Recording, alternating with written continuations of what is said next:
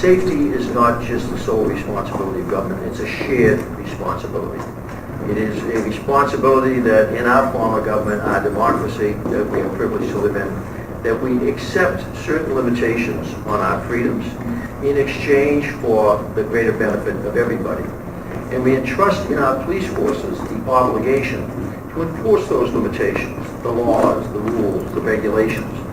But we also entrust with our police officers the responsibility when they police to police lawfully, to police respectfully, respect compassionately. And one of the best ways we can do that is to have partnerships with the people we police, to have transparency, to have relationships. So you are the latest meeting in a series of hundreds of meetings that I have attended, and that Chief O'Neill has attended many and will be continuing to expand on during his time as Commissioner. He has a vision for this police department that he will now have the opportunity to expand, and that vision is called neighborhood policing. And in a few moments he will talk a bit about that vision that we want to share with you. With that, there's nowhere in that model of policing do you have the opportunity to make any connection to anyone. That's it. You're running from 911 job to 911 job. And that's, we've been asking our cops since I've come on, and that's almost 34 years, you have to have a better connectivity to the community. But in that model of policing, you really don't. So working with Carlos Gomez, and who's going to take over my job on Friday, and Chief Terry Monahan, my executive officer, we came up with the neighborhood policing plan. And what that does is we resectored every precinct in the city. Right now we're up and running in 26. By the end of October, we should be at least in half the precincts in the city and in every house of PSA. We resected the precinct. My old precinct in the 4-4 had 18 sectors. Our lines arbitrarily drawn. So what we did was we looked at the 4-4 and we resected into natural neighborhoods. There are natural neighborhoods up there. And what that does is gives us the opportunity to put the same cops in the same sectors on the same hours every day. Some of the sectors are big. I think there's 140, 150,000 people that live in that 1.9 square miles. Obviously, we're not going to have the opportunity, the cops aren't going to have the opportunity to meet everybody in their sector, but at least it gives them the opportunity to be familiar with the people that live there, the people that work there, and the people that worship there. Feeling the willingness, the openness for you to learn about your NYPD, so let's continue moving on that. So the question was asked about advertising. There are three things we learned from the survey that many of you participated in. Three things that you're interested in. Access to newsworthy information and events. Business, advertising, and coverage. Who are the newsmakers within NYPD? So we have people who will talk to you about each of those, and our first one is the head of our Office of Public Information, our own Deputy Commissioner Steve Davis, who will speak to you about access. And if it has to be bounced back to us, we're willing to do it. Now, I'm sure that most, if not all of you, have relationships with your local precincts. If you do, we're there to help further that. If you don't, we'll help you establish it. You just reach out to our staff, reach out to Inspector Pagan, let us know what precincts you cover, let us know what your outlet is, what you're interested in, and we'll make sure that you get a sit down with the precinct commanders, with the borough commanders, with the detectives. Now, if you want to speak as a member of the media, obviously, all you need to do is represent, for which media you speak. I mean, if it's your own blog, if it's your own newspaper, fine. I represent. But then I had a conference call with Edna, and it became really clear. Hey, this is all about business. This is all about making money. And that's really what my office, what we handle for the NYPD. We're the contract administration unit for the NYPD. And I report directly to the Deputy Commissioner for Management and Budget, Vincent Grippo.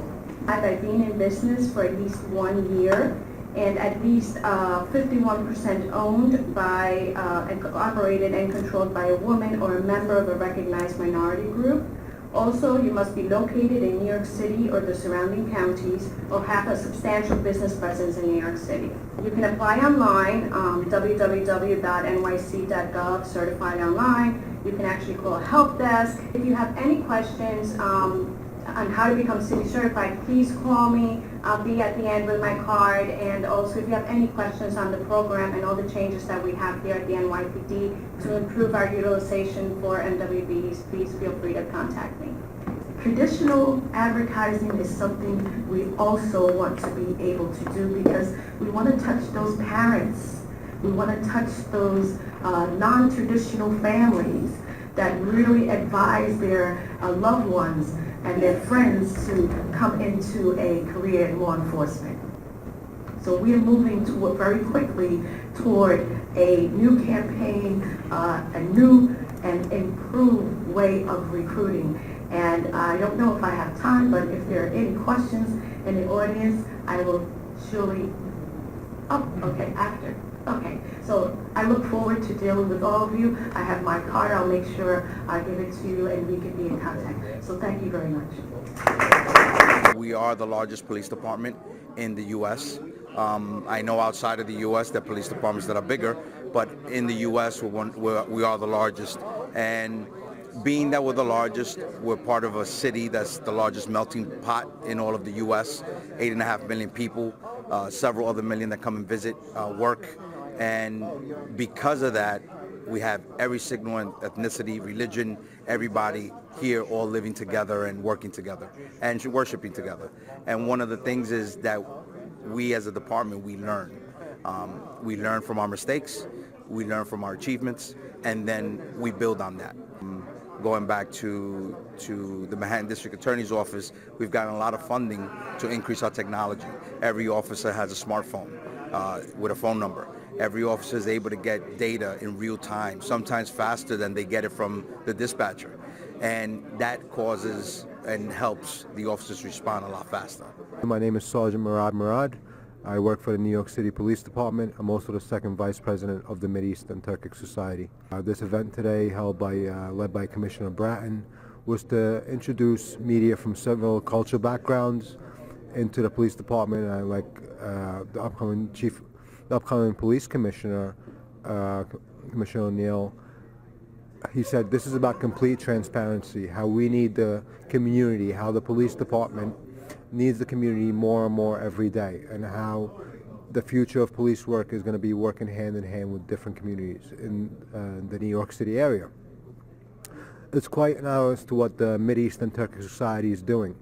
The METS is a newly upcoming organization that works hand in hand with the Middle Eastern and Turkish community, bridging the gap between the police department and the community, bringing both sides closer together. We are culturally robust from different countries. We welcome all religions and cultures, and we want, even more than anything, welcome members of the community to join us and stand hand in hand in accomplishing our mission. I'd like to thank Mr. Amgad Mekki from the Future News for attending this event today. We thank the Egyptian American Community Foundation also, who's been standing by our side and accomplish our mission. And we call on all the community members, please come forward, call us, like we have heard over and over today.